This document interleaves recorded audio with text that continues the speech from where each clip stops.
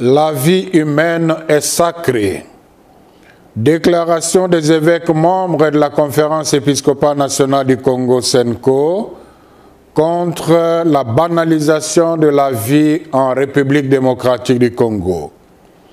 Nous, cardinal, archevêques et évêques membres de la Conférence épiscopale nationale du Congo (CENCO), en vertu de notre charge pastorale, ne nous tairons jamais tant que le peuple congolais ne jouira pas pleinement du droit à la vie et du respect de sa dignité.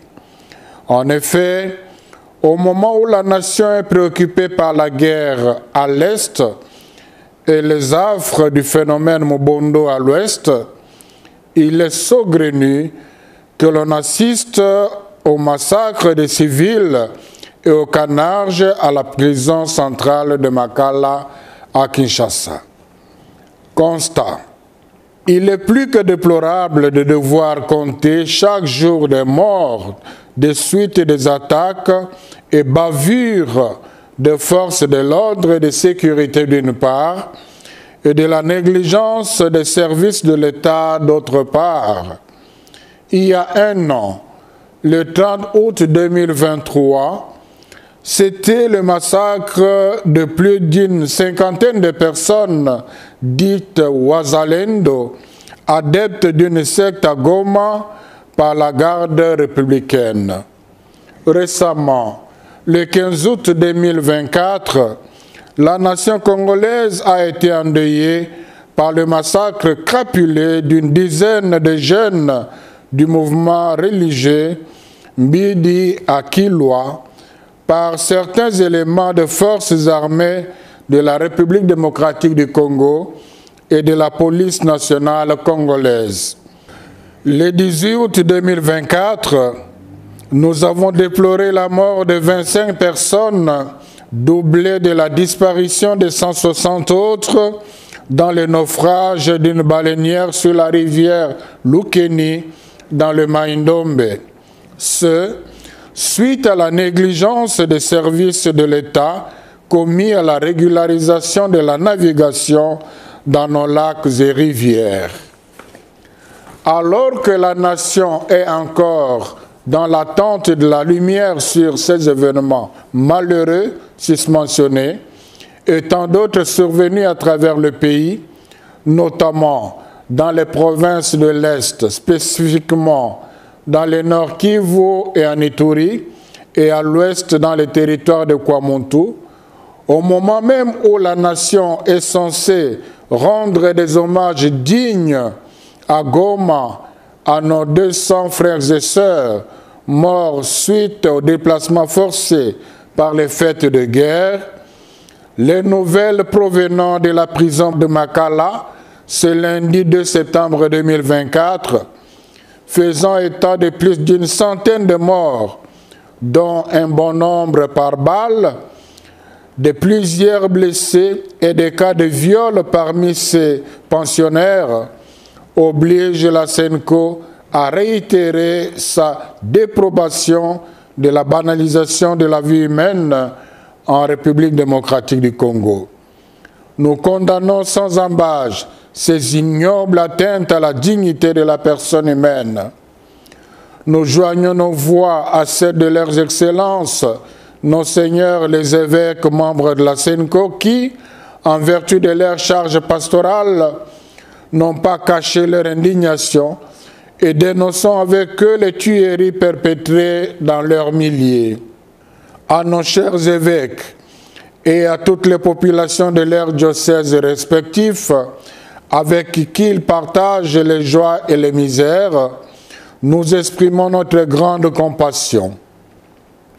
Aussi, nous saisissons cette occasion pour présenter nos condoléances chrétiennes à toutes les familles qui ont perdu les leurs dans ces massacres et à tous ceux qui sont touchés par ces drames iniques et assurons de nos prières tous les blessés, qu'ils recouvrent force et santé par la grâce du Seigneur. En parcourant le territoire national pour annoncer la bonne nouvelle de Jésus-Christ, nous constatons que le peuple congolais est meurtri d'une plaie profonde. Partout, c'est la désolation. Les victimes de violences armées, les affamés, etc. Jérémie 14, 17, 18. Notre amertume est d'autant plus grande en constatant que cette série d'événements malheureux est suivie d'une léthargie dans les enquêtes affichées par les autorités politico-administratives et militaires qui frisent l'abandon du peuple à lui-même. Ces phénomènes sont malheureusement la pointe de l'iceberg qui cache un drame plus profond. La négligence coupable, la légèreté et la corruption dans le système judiciaire, le non-respect de la vie humaine, la mauvaise gouvernance, etc. Exhortation.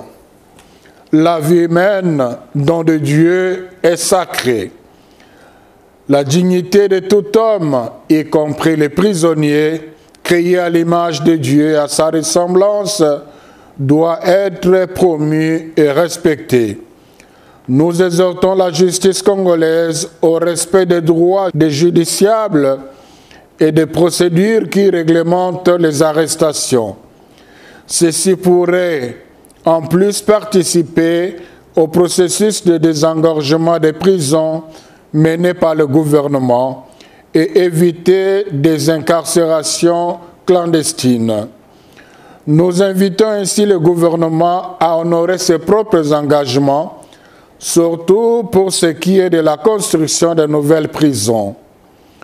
Les faits évoqués ci haut et tant d'autres qui sont dénoncés constamment par les organisations de la société civile ternissent l'image de marque de la République démocratique du Congo.